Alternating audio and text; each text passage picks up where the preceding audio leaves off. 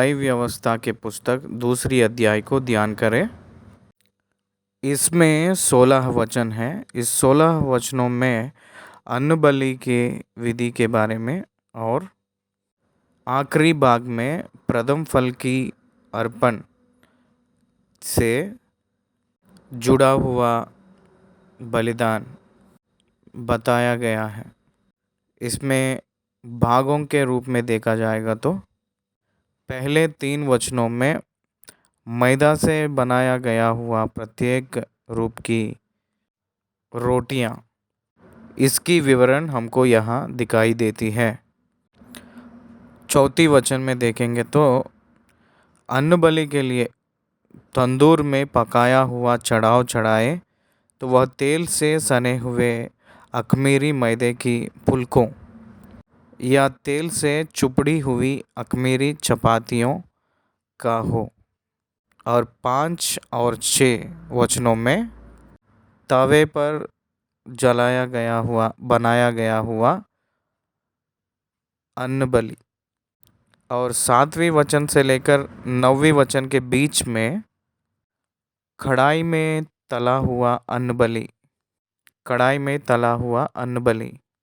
10वें वचन में याजक लोगों की भाग, हारून और उसके पुत्र को जो मिलने वाली होम में उन लोगों को देने वाली भाग।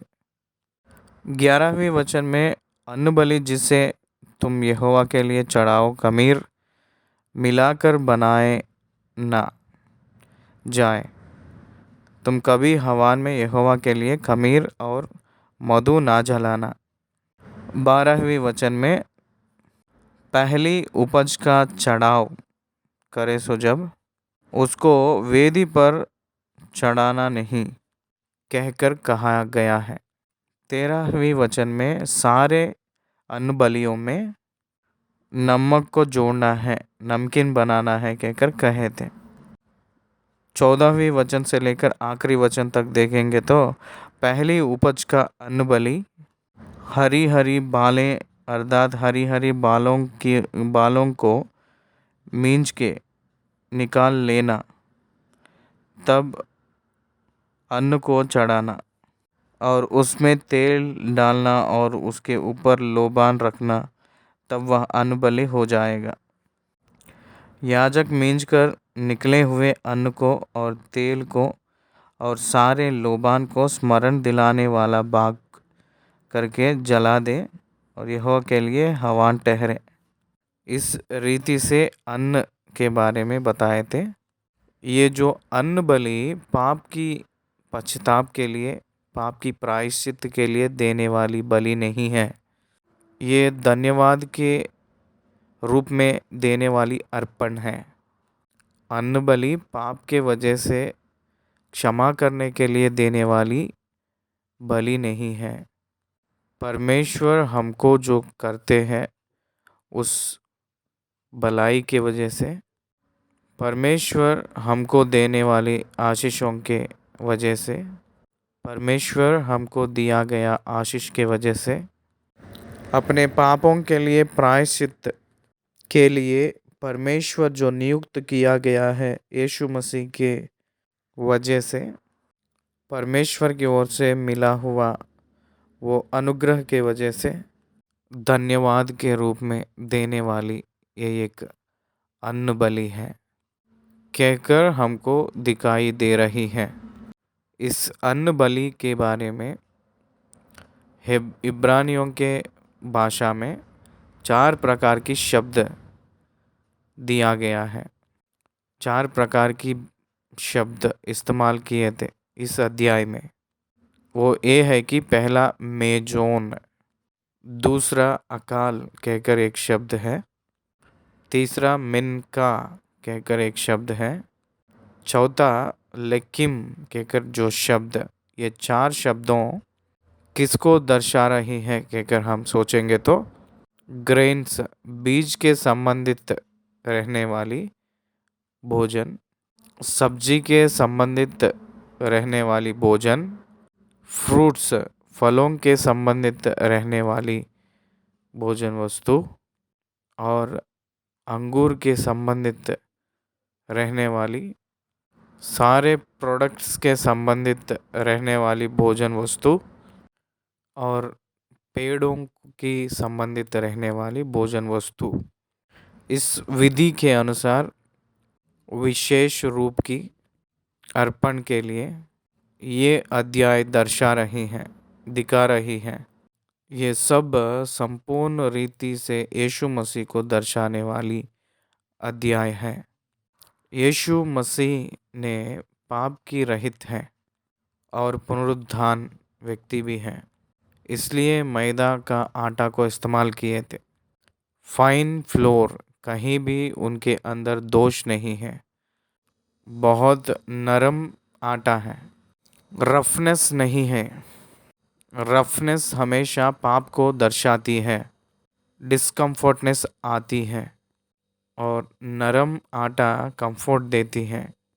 इसलिए अन्न के बारे में, अन्न बलियों के बारे में पहले वचन से हम लोग देखेंगे। जब कोई यहोवा के लिए अन्न बलि का चढ़ाव चढ़ाना चाहे तो वह मैदा चढ़ाए और उस पर तेल डालकर उसके ऊपर लोबान रखे। कंपलसरी मैदा। उदाहरण के लिए गेहूं के बीज को हम देखेंगे, वो मरे के बाद में ही उसमें उसके अंदर से एक पौधा निकलती है, ये अर्ध आती है। इसलिए मृत्यु और पुनरुत्थान से ये अनुभव उन्हीं को होती है। अन्न के रूप में वो ही सूट होने वाले हैं। परमेश्वर अंगीकार करने वाले जैसे, परमेश्वर अंगीकार कर रहे सो जैसे यीशु मसीह ही लायक होंगे, यही सोच से अन्न बलि को इस्तेमाल करते हैं, अन्न को बलि चढ़ाते हैं। परंतु उसके ऊपर तेल डाले हैं और लोबान रखे हैं। तेल पवित्र आत्मा का चिन्ह है, तेल पवित्र आत्मा की चिन्ह है, लोबान खुशबू का चिन्ह है। वो यीशु मसीह के स्वभाव को, पवित्र स्वभाव के रूप में चिन्ह, पवित्र स्वभाव का चिन्ह है।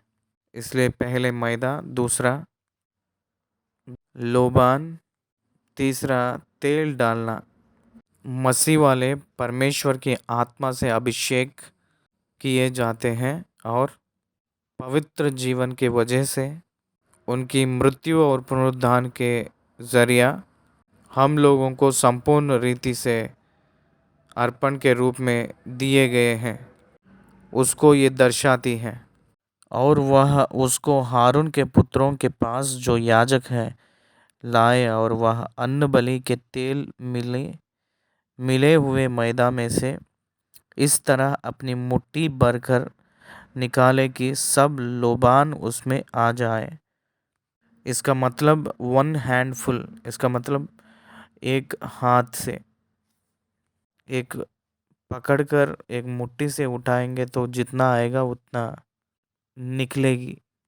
और वह अन्न बलि के तेल मिले हुए मैदे में से इस तरह अपनी मुट्ठी भरकर निकाले कि सब लोबान उसमें आ जाए, और याजक उन्हें स्मरण दिलाने वाले बाग के लिए वेदी पर जलाए कि यह यहोवा के लिए सुखदायक सुगंधित हवा ठहरे। एक भाग उसमें से यादगारी के लिए दहन करेंगे, उसी में से बाकी भाग याजक लोगों का होती है। ये एक अति पवित्र के रूप में रहती है, इसको और कोई खाना नहीं, केवल केवल याजक लोग ही उसको स्वीकार कर सकते हैं। और चौथी वचन में कहा गया हुआ चूल्हे में से बनाया गया हुआ अन्न बलि, इसको करते समय जब तू अन्न बलि के लिए तंदूर में पकाया हुआ चढ़ावा चढ़ाए तो वह तेल से सने हुए अख़मीर मैदे के पुलकों या तेल से चुपड़ी हुई अख़मीरी चपातियों का हो। इसका मतलब इनसाइड द ओवल, जो आग की भट्टी के जैसे चूल्हा रहता है, उस चूल्हे के अंदर से जलाया गया हुआ तंदूरी फुलकों के बारे में इस चौथी वचन में लिख रहा है। और 5 और 6 वचनों में तावे पे बनाया गया हुआ अन्न बलि, इसमें भी तेल मिला रहे हैं और मैदे को मिला रहे हैं और इसको टुकड़े टुकड़े करके उसके ऊपर तेल डालकर उसको अर्पण करते समय कढ़ाई में तला हुआ अन्न बलि हो तो वह मैदे से तेल में बनाया जाए, और जो अन्न बलि इन वस्तुओं में से किसी का बना हो उसे यहोवा के समीप ले जाना, ऐसे करना है।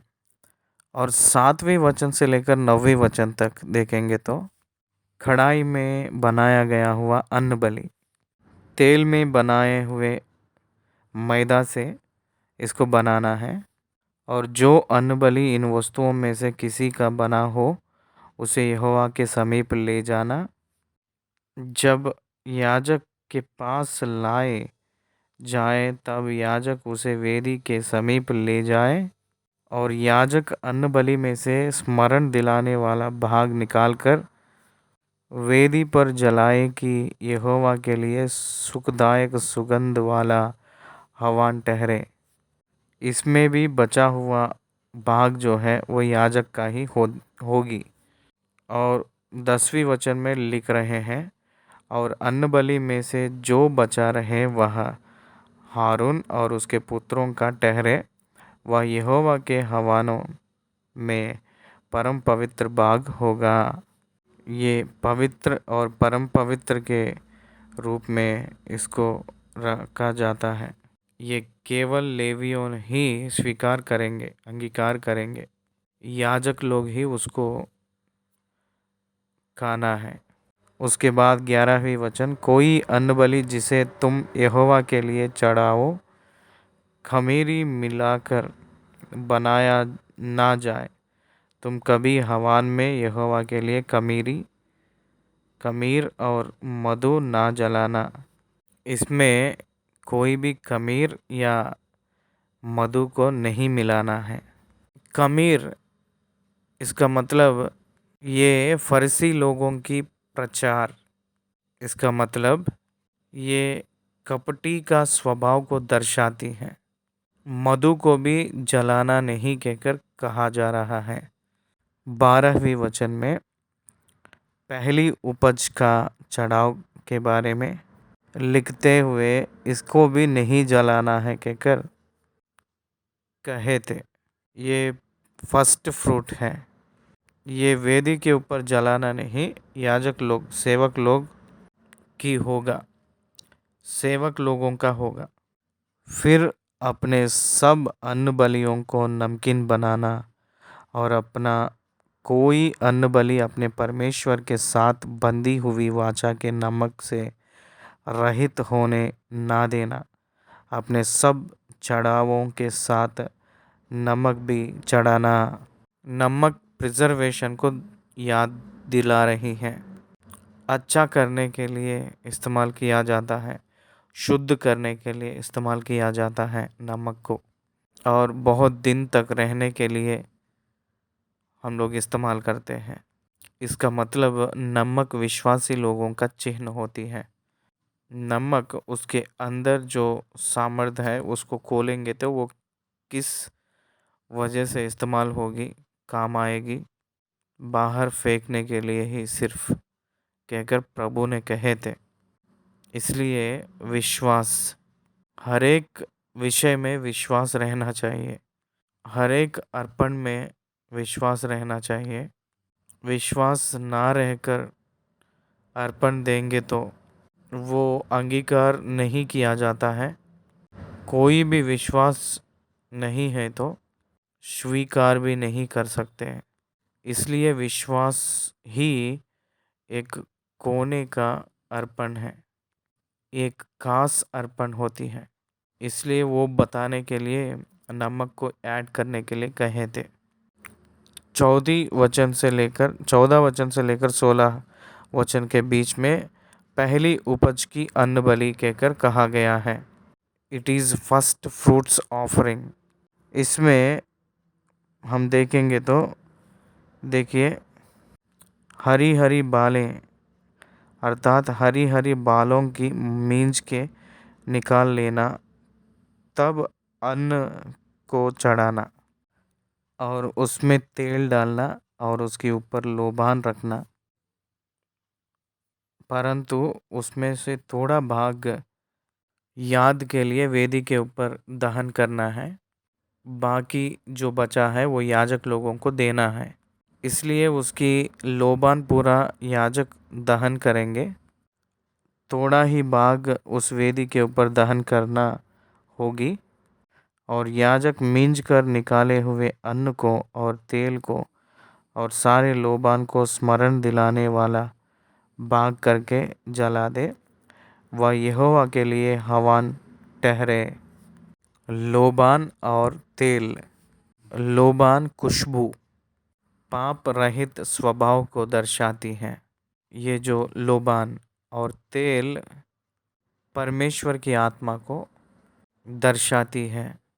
यीशु मसीह का शरीर पवित्र है और पाप की रहित है, परमेश्वर की आत्मा से भरे हुआ है, अभिषेक किया गया हुआ है और मृत्यु पुनरुत्थान उन्हीं के ज़रिया किया गया हुआ है।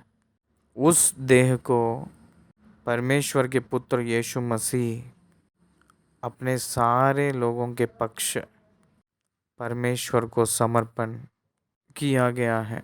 वो शरीर के जैसा वो जो पर्दा फटने की वजह से ही हम लोगों को अनुग्रह मिली है। दूसरी अध्याय खत्म हुआ है। धन्यवाद।